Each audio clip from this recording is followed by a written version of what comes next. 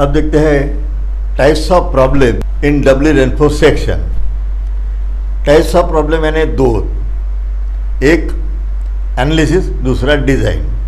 Okay, ये वैसे analysis और डिज़ाइन सिंपल है, अगर आप अच्छे से समझ लेंगे ये पार्ट, उसके बाद में न्यूमेरिकल्स, तो बहुत आसानी से आप प्रॉब्लम्स छुड़ा सकेंगे। थोड़ा ये कुछ लोगों को डबली रेनफोर्स साथ में टी बीम ये थोड़ा डिफ़िकल्ट जाता है, मुझे पता है, लेकिन मैं बहुत ही सिंपल वे से और उसके बेसिक के साथ में को रिलेट करके ये बताने की कोशिश करता हूँ, ताकि आपको मेमोरी में पूरा फीड हो जाए। सिर्फ न्यूमेरिकल फार्मूला बेस अगर छुड़ाने की कोशिश करेंगे तो फिर उसमें कन्फ्यूजन बढ़ता है, लेकिन बेसिक अगर पता चल जाएगा, और बेसिक बहुत सिंपल है, सारे स्ट्रक्चर में कुछ नहीं, force is equal to stress into area, moment force into distance, ये बेसिक कंसेप्ट है, यही लगाना है। बाद में summation F X is equal to 0, summation F Y is equal 0, summation M is equal 0। इसके ऊपर तो वैसे देखा जाए तो सारे, आप कोई भी प्रॉब्लम, कुछ भी चीज़ इससे अगर स्ट्रक्चर का रिलेट करते हो तो आपको बहुत आसानी से समझ में आएगा और गलतियां होने के चांसेस नहीं रहेंगे। ओके, क्योंकि ये बेसिक चीज़ें आपके दिमाग में अच्छी तरह से फिट है। तो देखते हैं अभी analysis first and then design of doubly reinforce section. Okay, analysis में डेटा गिवन, क्या डेटा रहेगा। अब एनालिसिस करना है तो एग्जिस्टिंग स्ट्रक्चर है, एग्जिस्टिंग बीम है, तो उसमें सारा डेटा अवेलेबल रहेगा, बराबर है। बी पता रहेंगी, विड्थ कितनी है, डेप्थ कितनी है, स्टील कितने नंबर ऑफ बार, कौन से साइज के है, कौन सा ग्रेड है, ये भी पता रहेगा। ऊपर में ए सी कितने बार है, कौन सी साइज है, ये भी पता रहेगा। डी भी पता रहेगा, अलॉन्ग विथ दिस डीसी भी पता रहेगा। ओके, यानी एएससी ये ऊपर से कितना, उसका सेंटर टॉप फाइबर से कितना है वो भी पता रहेगा। कौन से ग्रेड का कंक्रीट है, कौन से ग्रेड का स्टील है, ये सारा डेटा अवेलेबल रहेगा। ओके, अब टू फाइंड, यानी ये कितना लोड ले सकता है या कितनी मोमेंट ले सकता है। अगर मोमेंट निकाल लिए तो लोड कुछ नहीं, लोड इज इक्वल, लोड निकालने के लिए WL²/8 अगर सिंपली सपोर्टेड है, कैंटिलीवर है अगर है तो फिर WL²/2, वो मैंने बताया आपको। ओके, वो W निकालना आसान है, सिर्फ MU जो है moment of resistance, this is important. Okay, ये निकलते आना चाहिए। अब इसके बाद स्टेप्स एज यूजुअल, पहली स्टेप एक्चुअल लिमिटिंग निकाल लो, बहुत बार हो चुका है अपना। एक्चुअल लिमिटिंग के लिए कुछ नहीं, टेबल है, ग्रेड ऑफ स्टील अगर 250 है तो फिर एक्चुअल लिमिटिंग की वैल्यू होती है 0.53 डी, कुछ याद आया। 415 के लिए 0.48 डी, इस तरह ये टेबल है। ओके, एक्चुअल लिमिटिंग मिल जाएगा। फाइंड एफएससी, अभी इसमें दो चीजें मिसिंग है, एक एफएससी यानी स्टील में अंडर कंप्रेशन कितना स्ट्रेसेस है, एफएससी नहीं पता अपने को, यहां पर एफसीसी नहीं पता, तो पहले ये दो काम कर लेते हैं, है ना। पहले एफएससी, उसके लिए टेबल मैंने प्रीवियस लेक्चर में बताया था, टेबल, दो टेबल है। अब प्रॉब्लम कैसे रहेगा, कौन सा टेबल दिया रहेगा वो भी बता नहीं सकते, मैं दोनों पे भी एग्जांपल लेने वाला हूँ। ओके, तो वो टेबल से वैल्यू एफएससी, तो एफएससी का क्वेश्चन सॉल्व। एफसीसी होता है 0.446 एफसी के, ये पता ही है, ये भी हो गया। अब मोमेंट ऑफ रेजिस्टेंस निकालना है। अब मोमेंट ऑफ रेजिस्टेंस निकालने के लिए दो मोमेंट लेना होगा। पहले ही थ्योरी में मैं बता चुका हूं, दो स्ट्रेस ब्लॉक होते हैं, ये एक, ये सी और ये टी सिंगली रेनफोर्स के लिए। दूसरा ट्रेस ब्लॉक होता है ऐसा, ये यहां पर, ये CU2 TU2 है ना, और ये बोल सकते हैं अपन TU1 CU1। सिंगली रेनफोर्स कितना मोमेंट रजिस्ट कर रही है, और ये अब इसमें AST दी है, लेकिन ये टोटल बार है, इसमें से सिंगली रेनफोर्स के लिए कितना और डबली करने के लिए कितना ये पता नहीं है। ASC पता है ऊपर में कितने बार है। ओके, तो पहले अगर अपन ये डायग्राम यूज करते हैं जिसमें ASC पता है, तो AST2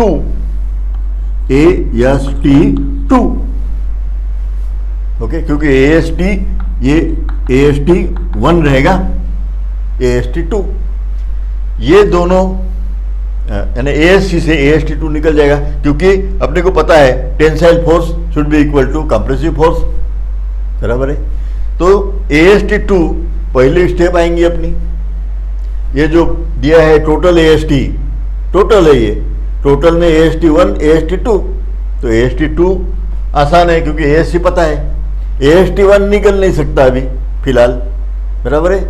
तो क्योंकि मोमेंट जो है, ये मोमेंट कितना जनरेट कर रहा है, ये मोमेंट कितना जनरेट कर रहा है, ये उनकी दो टोटल कर दो तो टोटल मोमेंट ऑफ रेजिस्टेंस मिल जाएंगे। लेकिन ये निकालने के लिए स्टील कितना है इसमें और इसमें, ये पता रहना आवश्यक है। ओके, अभी AST2 निकालना है, तो पहले मैं कर देता हूं TU2 is equal to CU2, ये TU2 is equal to CU2 या CU2 is equal to TU2, कुछ भी करो, इक्वल है। ओके, अब TU2 पहले लिखा है, तो टेंसाइल फोर्स कितना होगा, और force is equal to stress into area. अब stress 0.87 Fy, no problem. AST2 हो गया TU2, है ना, ये स्ट्रेस इनटू एरिया। अब इधर भी स्ट्रेस इनटू एरिया करना है, यहां पर स्ट्रेस कितना होता है, FSC माइनस FCC, ये हो गया स्ट्रेस। ये कैसे माइनस करना है वगैरह ऑलरेडी बता चुका हूं। ये स्ट्रेस इनटू ASC पता ही है। ओके, अब इसको सिंप्लीफाई कर सकते हैं, AST2 is equal to this one divided by ये नीचे हो गया, तो AST2 आ गया। अब ये जो टोटल AST है, इसमें से ये स्टील कितना है, ये निकल गया बाहर, बराबर है। तो AST माइनस ये करेंगे तो AST1, सिंपल, बराबर है। Next step would B AST1 यानी सिंगली के लिए टोटल AST कितना स्टील है, टोटल वो तो दिया है, और AST2 इसको बैलेंस करने के लिए ये कितना खर्च हुआ, AST में से AST2 माइनस कर देंगे तो मिल जाएगा AST1, हो गया। अब ये क्रॉस सेक्शन तो पक्का हो गया, यहां पे AST1 आ गया, ये सिंगली रेनफोर्स बीम हो गई, डबली नहीं अभी सिंगली। और सिंगली रेनफोर्स अगर है तो उसमें अपना मेन चीज है एनालिसिस करते समय, वो अंडर है, बैलेंस है, ओवर है, वो देखना होगा, बराबर है। अगर अंडर ओवर बैलेंस देखना है तो किससे कंपेयर करते हैं, एक्सयू से। तो actual depth of neutral axis पता रहना आवश्यक है, तो इसकी actual depth of neutral axis अभी निकाल सकते हैं अपन, क्योंकि ये पूरा क्रॉस सेक्शन पता चल गया अपने को, बराबर है। तो next step would be depth of actual neutral axis. अब depth of actual neutral axis is equal to compressive force is equal to tensile force. XU से अगर इस टर्म से इसको मल्टीप्लाई करते तो कंप्रेसिव फोर्स बन जाएगा, and this is tensile force. Okay, so this equation we can use for finding out depth of actual neutral axis XU. Okay, अब AST1 देना है, AST1 ही है नहीं है, ओके, AST1 है, इससे XU निकल जाएगा। XU लिमिटिंग पहले ही निकाल के रख दिए, अब इससे कंपेयर करेंगे। ओके, तो कंपेयर करेंगे XU, अगर XU लिमिटिंग से कम है तो अंडर रेनफोर्स हो गया, बराबर है।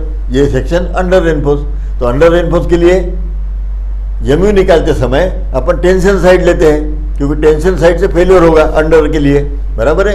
सो हियर टी यू, ये टी यू इंटू आर्म, ये सिंगली रेनफोर्स का इक्वेशन है। ओके, अब सिंगली रेनफोर्स का रेनफोर्स इक्वेशन यही है ना, ये अपन देख चुके हैं, न्यूमेरिकल भी छुड़ा चुके हैं।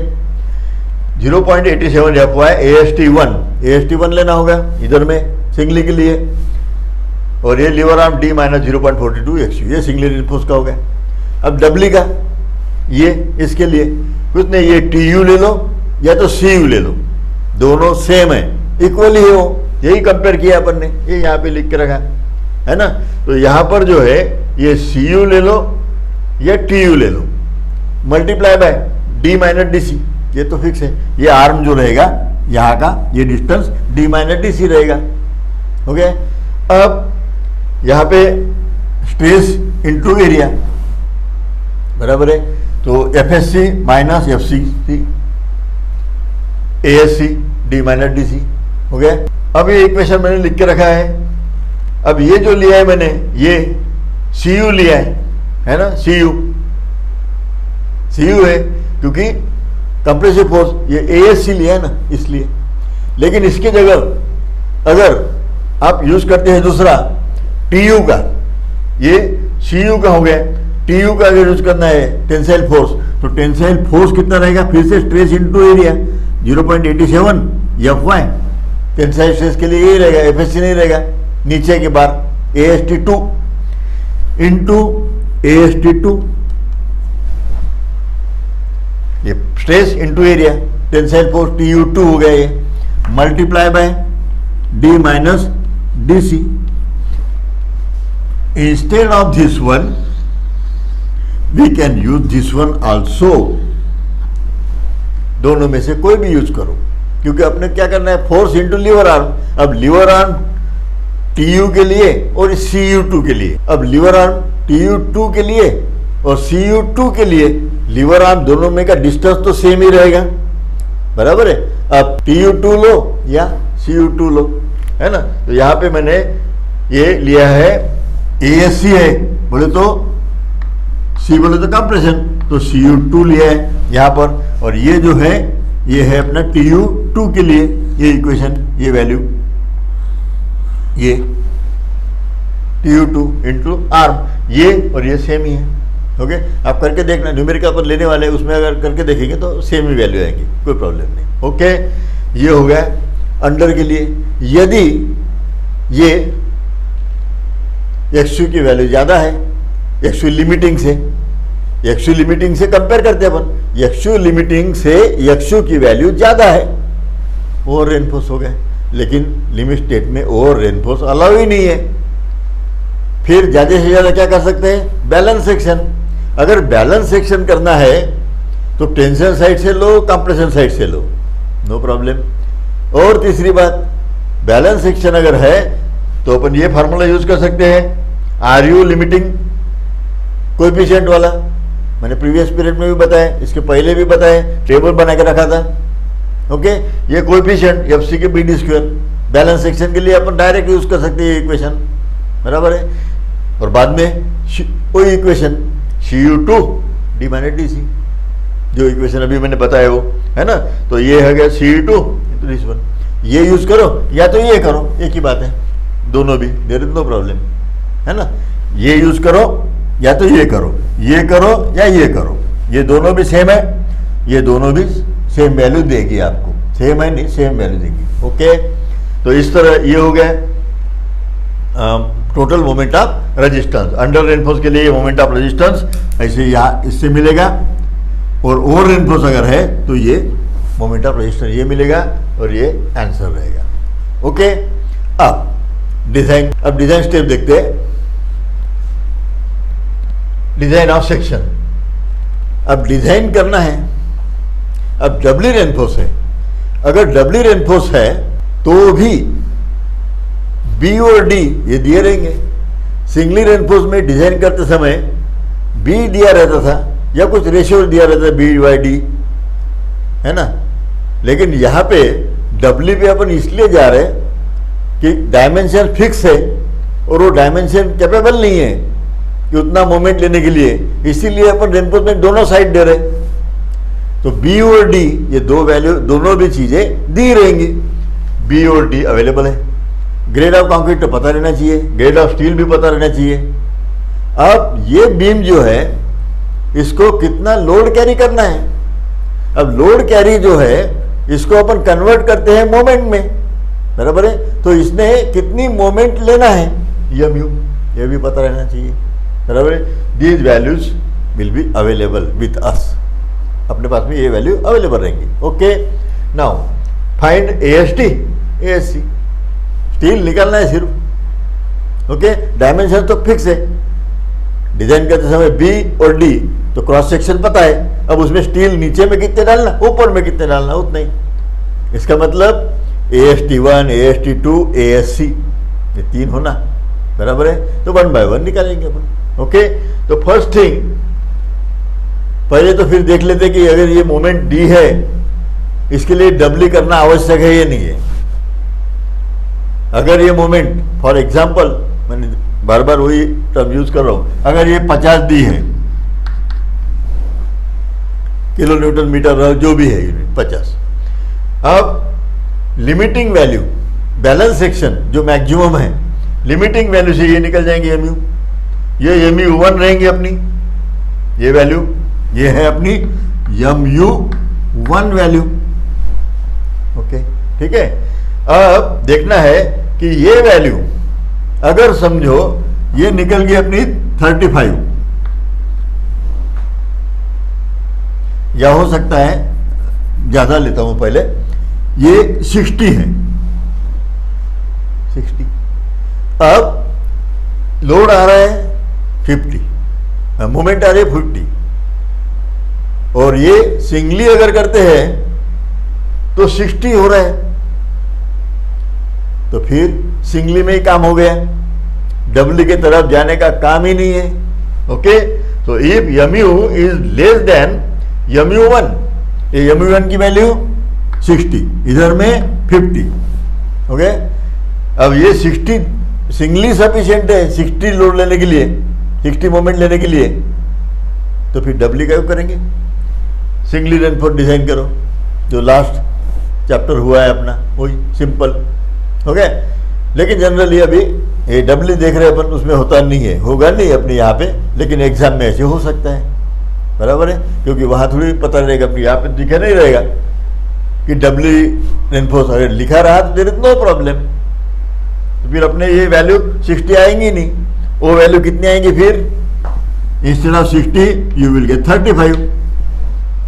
अगर ये 35 है, यानी सिंगली रेनफोर्स अगर डिजाइन करते हैं, balance section, limiting section, maximum section, maximum steel provide करके, वो सिर्फ 35 ले सकता है इस एग्जाम्पल के हिसाब से। लेकिन अपने को रजिस्टर करना है 50, तो 15 जो है इसके लिए अपने को AST2, ASC ये दो स्टील प्रोवाइड करना होगा, नीचे और ऊपर में, बराबर है। देन अभी ये अगर है, यानी MU की वैल्यू यहां पर अगर ये 35 है और ये अपनी 50 है, 50 रजिस्टर करना है, और सिंगली ने 35 रजिस्टर किया है, बराबर है। तो we have to go for doubly reinforce. अब डबली पे जाना पड़ेगा, बराबर है। अब डबली पे जाने के पहले एक स्टेप अपन पहले यहाँ पे डाल देंगे, AST1 बैलेंस सेक्शन के लिए, है ना। तो बैलेंस सेक्शन के लिए AST1। अब AST निकालने के लिए वो लंबा चौड़ा जो इक्वेशन है वो यूज कर सकते हैं अपन, बराबर है। जो लगा वो अपन यूज कर सकते हैं। ये बैलेंस के लिए, ये फॉर बैलेंस सेक्शन के लिए। मैंने वो PT का भी बताया था, लेकिन उतने जो वैल्यूज है percentage of steel for balance section, और फिर से याद रखना 1.31 का मैंने एक कैलकुलेशन करके बताया था, है ना। तो कितना चीज़ याद रखेंगे, मिनिमम में काम चलाना है तो अपना लंबा चौड़ा जो फार्मूला है वो फार्मूला यूज करके अपने निकाल सकते हैं। मैं न्यूमेरिकल में बता ही दूंगा। ओके, अब निकालना है, AST1 हो गया, अब बचे हैं AST2 और ASC, बस काम हो गया। अब MU2 निकाल सकते हैं, MU2 इसने मोमेंट कितना रजिस्ट किया है यहाँ पर, सिंगली ने 35, एक्चुअल कितना करना है 50, तो 50 माइनस 35 कर दो तो 15, ये हो गया अपनी mu2 और ये है अपना mu1। Same thing I have written here, mu2 is equal to mu यानी ये 50 माइनस ये 35 and it is equal to 15। Numerical value से बहुत जल्दी समझ में आता है, इसलिए मैं न्यूमेरिकल वैल्यू बीच में डाल रहा हूँ, ये ऐसा कुछ है नहीं, ओके समझने के लिए। जब mu2 हो गए, अब कितनी मोमेंट अनबैलेंस है या बची हुई है, जो ऊपर की स्टील और नीचे की उसकी स्टील, उसकी करस्पॉन्डिंग AST2 इन्होंने लेना है, बराबर है। तो फिर कुछ नहीं है, मोमेंट इज इक्वल टू, अपना इक्वेशन क्या है, moment is equal to TU into lever arm है ना, और CU ये 2, ये भी 2 इंटू लीवर आर्म। दो इक्वेशंस लगा देंगे तो अपने को AST2 और ASC ये दोनों मिल जाएंगे, वही करने वाला हूँ। अब देखिए फाइंड ASC, mu2, ये जो है यहां से यहां तक, ये है अपना CU2, बराबर है, compressive force, stress into area force and DC। अब इस इक्वेशन में mu2 पता है 15, ये 15 की वैल्यू यहाँ आएंगी और बाकी वैल्यू डाल दो तो ASC जो है मिल जाएगा, बाकी सब अवेलेबल रहेंगे अपने पास में, बराबर है, वो टेबल वगैरह जो है वो सब रहेगा। देन AST2, अब AST2 निकालने के लिए आप ये इक्वेशन भी यूज कर सकते हैं, ओके। ये इक्वेशन क्या है, TU2 is equal to CU2, ये इक्वेशन है। इसके अलावा दूसरा इक्वेशन जो है अपने पास में, mu2 is equal to TU2 की value 0.87 Fy AST2, okay, into D minus DC। ये भी कर सकते हैं अपन, ये इक्वेशन या तो ये इक्वेशन, यानी ये सिमिलरिटी हो जाएगी, ये भी आप यूज किया, ये किया है, दोनों से आंसर अपने को सेम मिलने वाला है, कोई प्रॉब्लम नहीं, कोई भी यूज कर सकते हैं, ओके। अब सब हो गए, AST1, AST2, ASC, बराबर है। तो ये AST1 पहले निकाल लिया था अपन ने ये स्टेप में, अब AST2 जो है ये यहाँ पे निकाल लिया है, ये दोनों को जोड़ दो तो AST बन जाएगा, और ASC जो है ये तो अपने पास में ऑलरेडी अवेलेबल ही है। अब इससे अपन क्रॉस सेक्शन बता सकते, ये B, ये D, यहाँ से यहाँ तक, बराबर है। अब यहाँ पे बनेगा अपना AST और ये बनेगा अपना A या C, ये हो गया क्रॉस सेक्शन। तो ये कंप्लीट क्रॉस सेक्शन अपन ने डिफाइन कर दिया, इसका मतलब अपन ने डिजाइन कर दिया, okay. So these are the steps we have to follow for designing doubly reinforce section. इस तरह मैंने दोनों जो है टाइप्स, यहाँ पे क्या स्टेप रह सकती है पॉसिबल, ये मैंने बताया है। न्यूमेरिकल में ये बहुत आसानी से और समझ में आएगा। तो बेसिक जो है पहला जो एनालिसिस का जो लेक्चर है उसको आप 1-2 बार देख लीजिए, तो ये सब टर्म फैमिलियर रहेंगे। और बाकी फिर सिंपल जो है इंजीनियरिंग मैकेनिक्स और स्ट्रेंथ ऑफ मटेरियल, इसका ही बेसिक यूज करना है, ओके। वो पहले मैंने बताया अभी, हाँ, summation F X is equal to 0, compressive force should be equal to tensile force, moment is equal to force into distance, बस फोर्स इनटू डिस्टेंस या force into arm of the couple, okay.